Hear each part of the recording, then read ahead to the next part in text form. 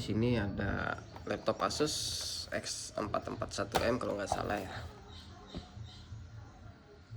Iya benar, X441M nih. Ini lemparan ya. Mati total. Saya coba buka dulu ya. Dari atas kalau nggak salah. Udah nggak ada baut ya emang.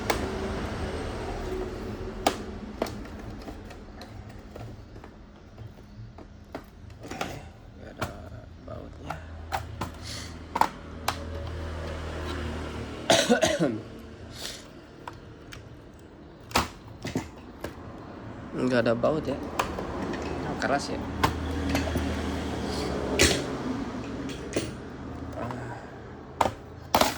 Oke, ini laptopnya udah, keyboardnya udah nggak kepasang juga.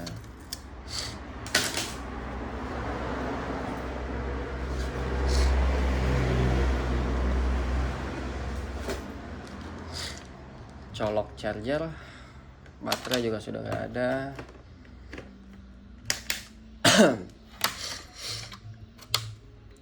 Lampu indikator nggak ada.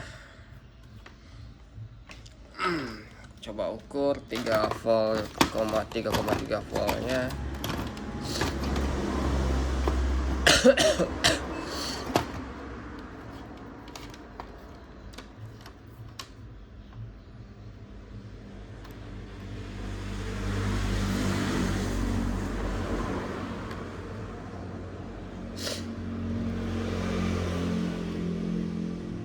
Nggak ada sama sekali ya. 3,3 volt nggak ada ya. 19 volt.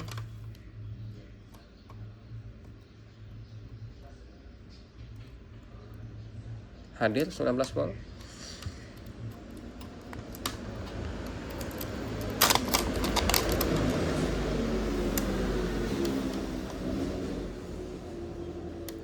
Tiga volt nggak hadir di area di pin on off ya, nggak ada ya,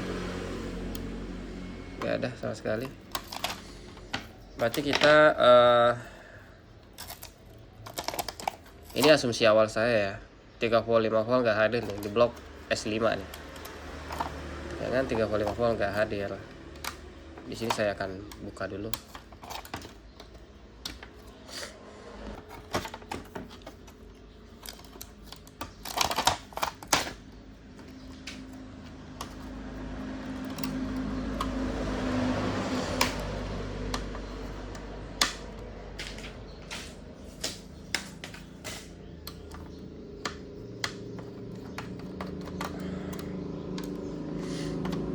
Oke.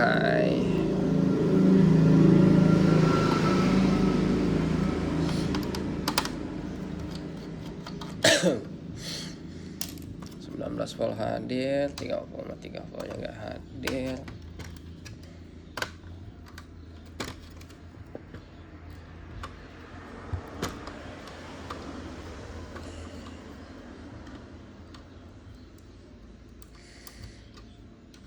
Tapi nggak tahu nih nyebrang atau enggak nih. Coba ya cek lagi ya. Biasanya sih nggak nyebrang ya.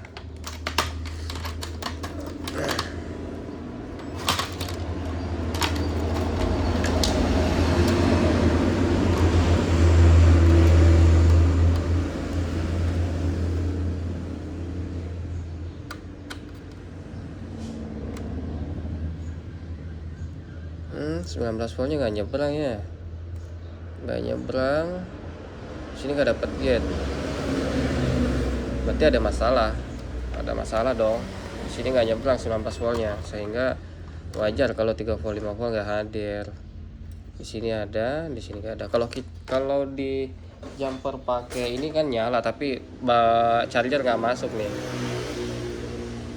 Oke, kita ini cuma proses testing ya, bukan. Nah, ini udah nyala nih. Udah nyala ini. Oke. Ini saya jumper ya. Jadi 19 volt itu nggak nyebrang. Nah, udah nyala kan. Oke, saya lepas, dia nyala. Tapi kalau di jumper kayak gini, ini bisa nyala tapi charger nggak masuk. ada masalah di area charger ini. Kemungkinan ada short ya. Coba dibuka dulu. Hampir saya lewatkan ya. Ini ada masalah. Ini nggak ada tegangan yang keluar, sehingga 19 volt dari adapter masuk, tapi nggak diloloskan oleh power selector ya dari si MOSFET ini. Yang mengatur power selector itu adalah IC separator ya, atau IC pemisah, atau kita sebut aja IC charger ya. Di situ ada yang namanya AC in, AC OK, dan nilainya harus sesuai. Nah, kemungkinan resistor divider di sini error atau nilainya nggak sesuai, sehingga IC charging tidak mengeluarkan yang namanya tegangan AC baud drive kalau nggak salah, atau apa ya, saya lupa, saya nggak lihat skema sih. Intinya dia akan mengeluarkan tegangan 19 volt atau 24 volt untuk membuka gerbang gate yang ada pada MOSFET, sehingga MOSFET-nya lolos 19 volt seperti yang tadi. Ini kalau kita jumper langsung begini sebenarnya bisa, sebenarnya bisa ya, jumper gitu bisa, tapi ya bukan solusi. Ini namanya trik. Kita cari bagaimana laptop ini bisa hidup seperti semula ya. Untuk rangkaian chargingnya di sini 3,3 volt hadir ya untuk SDHCL nya. Oke, langsung dibongkar ya. Ini adalah motherboardnya ya untuk laptop X441M nya. Saya sangat menyesal karena pada proses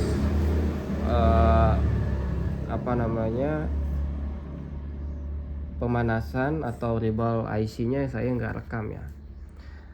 Sekali lagi ini faktor karena nggak ada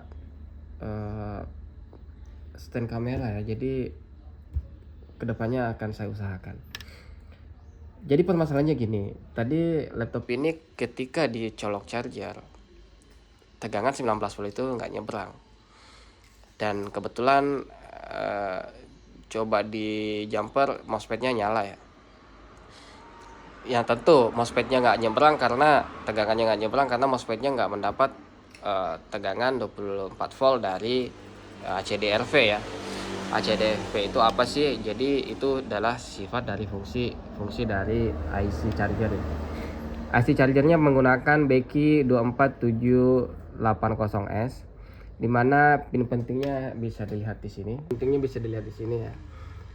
Syarat IC ini dapat bekerja yang saya tahu ya, IC ini harus mendapatkan tegangan 19 volt ya untuk PCC tegangan kerja, dan mendapatkan tegangan 2,5 sampai 2,6. Ini nilainya sangat krusial ya, menentukan ya, penting banget. Beda sedikit pengaruh ya. Jadi ACD-nya ini adalah hasil dari pembagian tegangan atau divider ya di sini pin 6. Itu nilainya yang saya dapati di sini 2,5 2,6 ya, main di situ. Setelah itu tegangan muncul di rack N ya, ini wajib 6 volt. Setelah itu AC OK keluar 6 volt. Tegangan 6 volt ini rack N hadir 6 voltnya di melalui resistor pull up ke AC OK. AC OK nya tadi ini 0 ya, sementara di resistor satunya terdapat 6 volt. Itu karena ini ditarik oleh internal ground ya, yang ada di op-amp yang ada di dalam sini. Pembahasan tentang IC ini akan kita bahas di lain waktu ya. Setelah saya dan di sini ACDRV inilah yang mengirim ya dari common source ya, 18 volt cas pump yang dikirim dan digandakan oleh ACDRV menjadi 24 volt ya, 24 volt keluar dari ACDRV. Itu proses 19 volt bisa lolos ke sistem load. Sementara untuk proses chargingnya di area sini ya, nanti kita bahas semua di video lain ya. Gambarnya seperti ini. Mana ya gambarnya? Saya lupa tadi taruh di mana. Gambarnya seperti ini. Jadi 19 volt dari adapter lolos ke sini ke sistem load ketika mendapat ACDRV ya, sinyal ACDRV 24 volt sebagai agar gate-nya terbuka ya, saturasi di situ.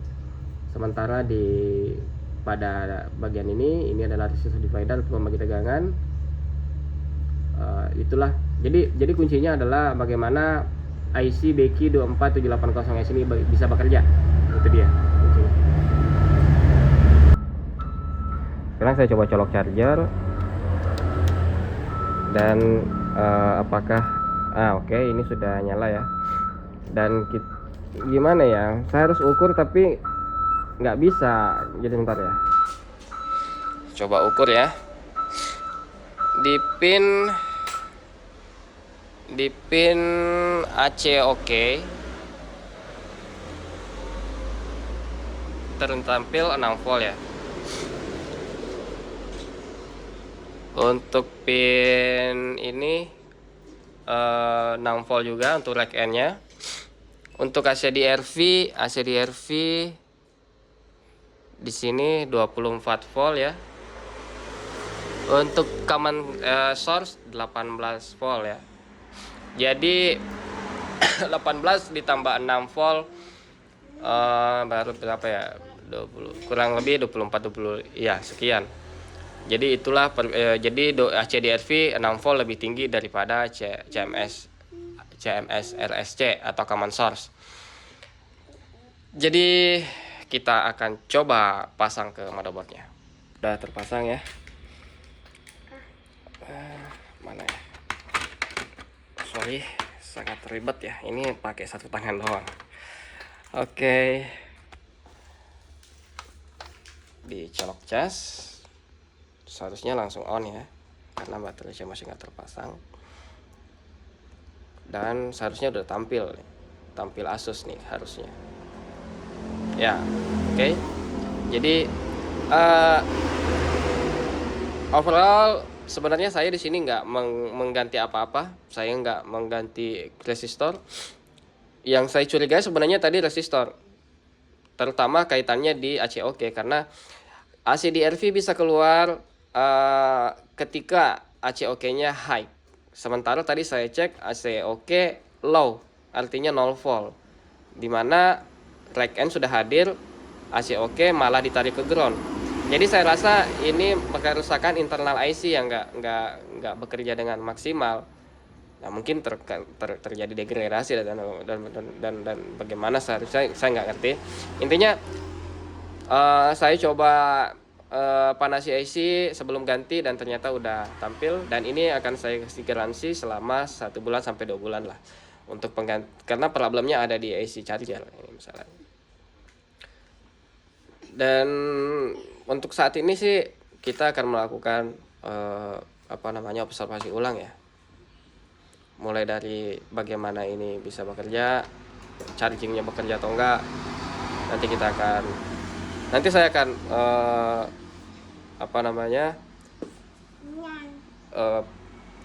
buatkan video lanjutan ya.